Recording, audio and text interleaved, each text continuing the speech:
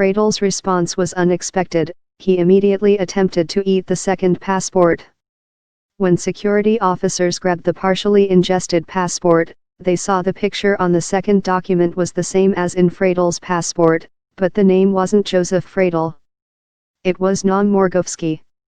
Russian authorities let the man leave the country, but alerted their U.S. counterparts about the potential identity theft.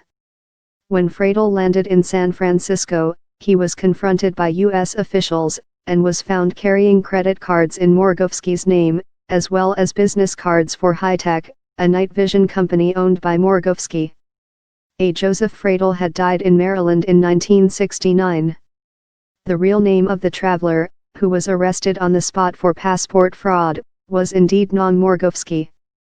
At its core, the case against the Morgovskys, which prosecutors have described as a dizzying panoply of criminal activity, revolved around allegations that the couple masterminded a scheme to export hundreds of military-grade night vision device parts and other image intensifier technologies to Russia, in violation of U.S. export control laws.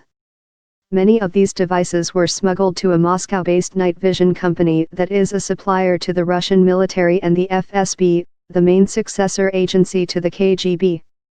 It is technology with life and death implications. The Pentagon has been sending thousands of advanced night vision devices to Ukraine at a time when Russia, which is backing separatists in the country's east, has been struggling to produce comparable devices. Russian soldiers in Syria fighting to prop up President Bashar Assad rely on night vision devices, and there have been reports that Russia is supplying night vision technology to the Taliban in Afghanistan. Night vision technology, which allows the wearer to see in almost total darkness, dates to World War II.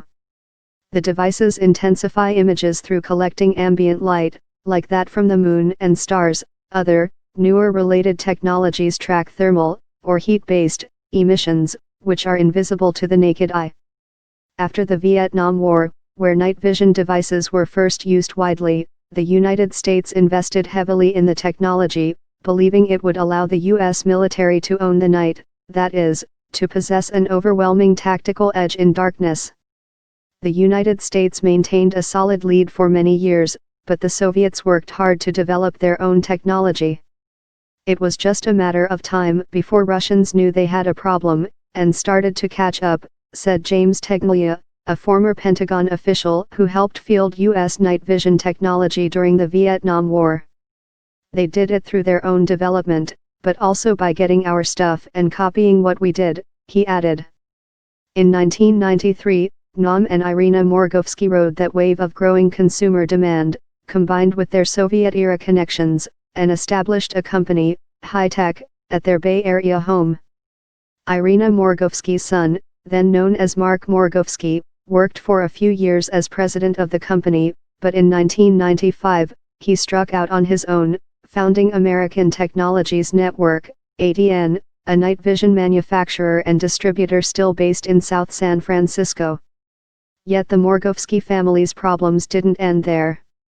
In the mid-2000s, ATN, run by Irina Morgovsky's son, was the subject of an Immigration and Customs Enforcement, ICE, investigation into possible export control violations. In 2006, ICE agents executed a search warrant at ATN's South San Francisco headquarters, but again, no one was charged. Like his parents, Mark Morgovsky seems to have a penchant for name shifting. He legally changed his last name to Vane in 2005. The Justice Department now alleges that at least from 2012 and likely for many years before that the Morgovskys used High-Tech and other associated companies as shells for purchasing and exporting American night vision technology from ATN, the company founded by Irina's son, as well as from other suppliers. Though High-Tech and ATN were separate, in a single year, the Morgovskys would sometimes purchase hundreds of thousands of night vision gear from ATN, prosecutors said. Much of equipment purchased by the Morgovskys was, in turn, exported to Russia, and specifically to Infratech, a certified supplier to the Russian military, whose website lists the FSB, the main successor agency to the KGB, the Army, and other Russian security agencies as its customers.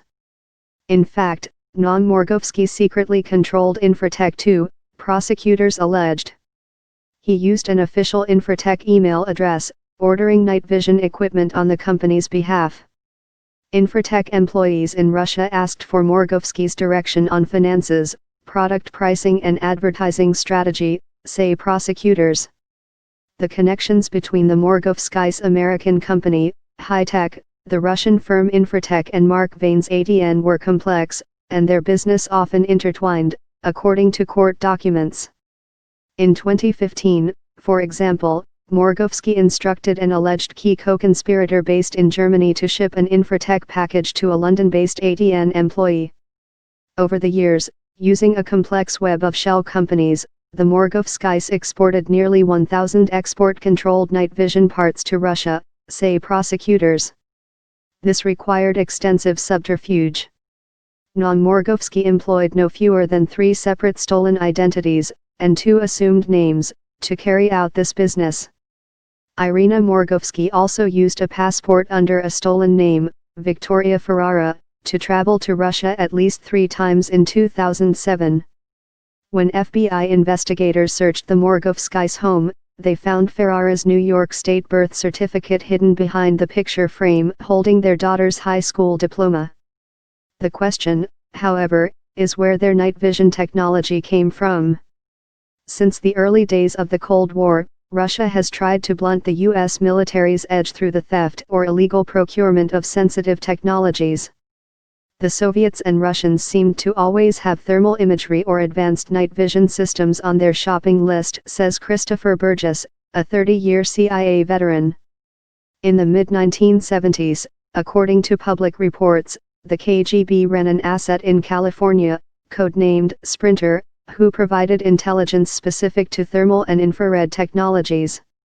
Even now, the United States is a world leader in advanced night vision technologies, whereas Russia's effort to mass-produce the latest generation of devices has foundered.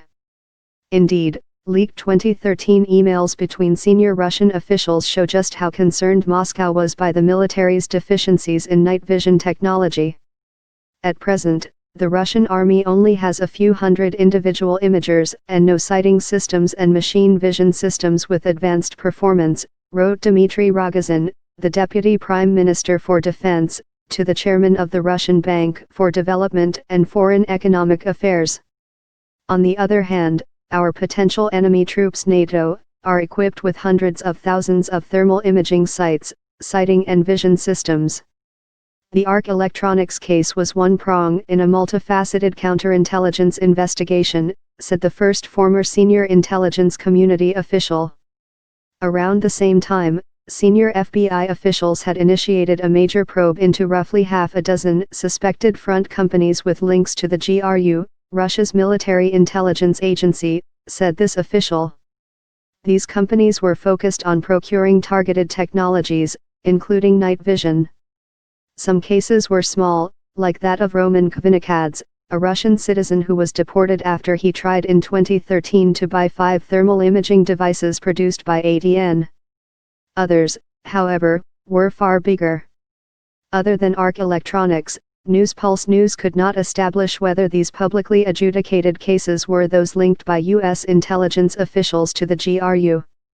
In 2014, Moscow resident Dmitry Ustinov, whom U.S. officials successfully extradited from Lithuania, pleaded guilty in a Delaware federal court to illegally exporting tens of thousands of dollars worth of military-grade night vision technology from the United States to his home country. More recently, in March 2018, Vladimir Nevidomy, a Russian national living in Miami, pleaded guilty to similar charges involving night vision gear in a Florida federal court. Although the Justice Department has stated that the Morgovsky investigation was led by FBI counterintelligence, a spokesperson declined to comment on any related intelligence operations. However, it may help to note that Infratech was seeking to do business with the Russian government and military, said the DOJ spokesperson. Both Naum and Irina Morgovsky pleaded guilty in a San Francisco federal court in June to violating arms export laws. Naum Morgovsky also pleaded guilty to money laundering and faces additional charges of bank fraud. Their sentencing is scheduled for October 2018. A lingering question in the Morgovsky case is why it took so long for the U.S. government to put a stop to their activities. The long delay between arresting Naum Morgovsky in 2008 for identity fraud, and ultimately convicting him for illegally exporting technology in 2018, could be about balancing a counterintelligence investigation with a criminal prosecution, says a third former intelligence community official. You can still continue your foreign counterintelligence investigation into an individual, but at some point you've got to decide, are we going to be able to do something with the case criminally? Is it worth prosecuting? And do we want to send a message that we know what they are doing? In the meantime, ADN, the business operated by Irina Morgovsky's son, Mark Vane, continues as a brick-and-mortar company in San Francisco, and its products can still be bought online through major U.S. retailers. The official Russian distributor for ADN, which maintains a Russian-language website for its products, shares the same Moscow business address as Infratech, the Russian company controlled by Naum Morgovsky, according to these companies' websites, Facebook pages, and corporate registries. Over the years, ADN has received $6 million in prime contract awards from various U.S. agencies, including the Defense Department. The latest was in May 2018, according to a government website. Reached by phone, Steve Lemonov, ADN's director of marketing, said he didn't know any individual named Naum Morgovsky or anything about Morgovsky's relationship to Vane, ADN's founder and chairman. Lemonov denied that the Morgovsky's case had any pertinence to ADN, though Vane was listed as a witness in the case, and declined to respond to further queries on the subject. He described information contained in court documents on the Morgovsky's case as irrelevant, one-sided, and subjective. Multiple attempts to reach Vane, through his business and publicly listed numbers, and the Morgovskys, through their lawyers, were unsuccessful. The Morgovsky case now belongs to a growing list of prosecutions surrounding the illegal exports of American technology to Russia, which largely fly under the public radar. Yet the issue is a bigger problem than commonly acknowledged, according to Michael Carpenter, a former Deputy Assistant Secretary of Defense for Russia, Ukraine, and Eurasia during the Obama administration. The number of cases we've exposed are a tiny fraction of what's going on in terms of Russian covert activities regarding the theft of sensitive technologies, says Carpenter, who argues that the government needs to get a lot tougher on breaking up the networks. My view is that law enforcement has only seen the tip of iceberg, he says.